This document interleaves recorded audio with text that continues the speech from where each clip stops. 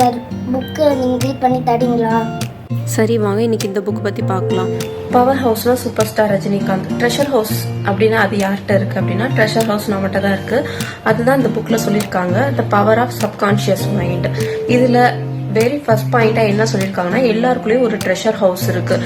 அந்த treasure house உங்களுக்கு தேவையான idea, creativity, strength, what ever you want, அது எல்லாமே அந்த ட்ரெஷர் ஹவுஸில் இருக்குது.